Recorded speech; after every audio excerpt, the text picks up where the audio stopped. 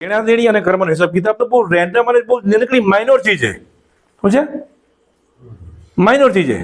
એ બહુ અગત્યની ચીજ છે જ નહીં કે તમે અહીંયા આ સત્સંગ હતો અને તમે અહીંયા આવ્યા ઘડીક વાર.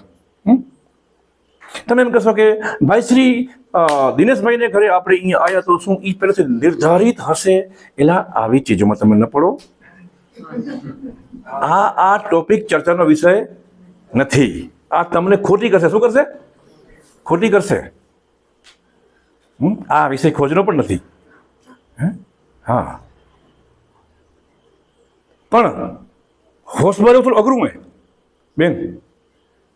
એટલે આવા જાત જાતના નાટક આવેલા, કારણ કે બધું પૂર્વ નિશ્ચિત હે, બધું કેસેટ વગેરે પડીએ, આપણે ખાલી હલવાનું છે. આવું ભેજમ ભરી ભરીને આવા વિચારો આવેલા કે અહીંયા આ ઘરે આપણે સત્સંગ સાંભળવા એટલે કાંક તો પૂર્વનું હશે. એ ખડી આયા મારે શું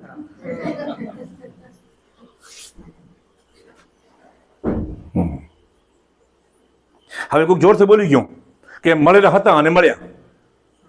એ વાત સાંભળી રહ્યું છે. હવે મેં 4 વાર જોરથી બોલ્યું, તમારા ભેજામાં ઉતરી ગયું એટલે મારે સ્ટુપિડ વાગશે પડ્યો.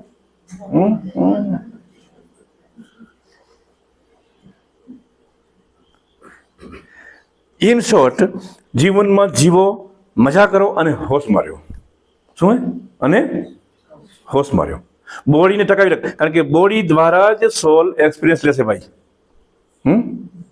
અને ઈ સોલ બોડી વગર એક્સપિરિયન્સ લઈ શકે એમ નહોતો, એટલે જ આપણે પૃથ્વી ઉપર આવ્યા.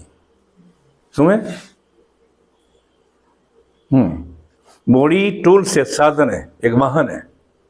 અને વાહનને ટકાવી રાખવા માટે આપણે ગાડીમાં જેમ તેલ પુરાવવું પડે અને ટાયરમાં હવા પુરાવવી પડે, એવી રીતે આમાં અનાજ નાખવું પડે. અને આ રોટી કપડા મકાન સર્વાઈવ માટે આને ટકાવી રાખવાની ખાલી, બીજું કાંઈ કરવાનું નથી. જ્યાં સુધી ટકે ત્યાં સુધી, બાકી જાગવાનું જ હોય. એટલે તમને કહું છું કે જે આપણા કને રોટલી કપડાં અને મકાનની વ્યવસ્થા થઈ ગઈ હોય અને એ હાલતું હોય તો કામ એક જ કરાય, હોશમાં રહેવાનું. અને જો હોશમાં રહેવાનું ચાલુ કર્યું તો પછી બધું હાલશે જ પડ્યું, તો કાંઈ અટકનારું નથી. અનુભવ યાર. તો બાપા કાંતિ બાપા, તમને એક્સપિરિયન્સ લેવો કે આટલા બધા આખી ટ્રેક્ટર ભરેલો પૈસા હોય તો જોવાની કે મને કેટલી મજા આવે.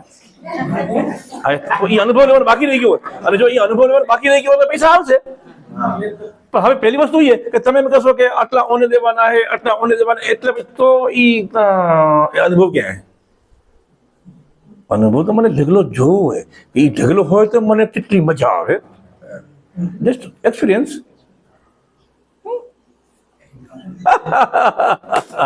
આપણે લિસ્ટ કાઢી કે 5 લાખ ઓને દેવાના અને 2 લાખ એટલે ખબર.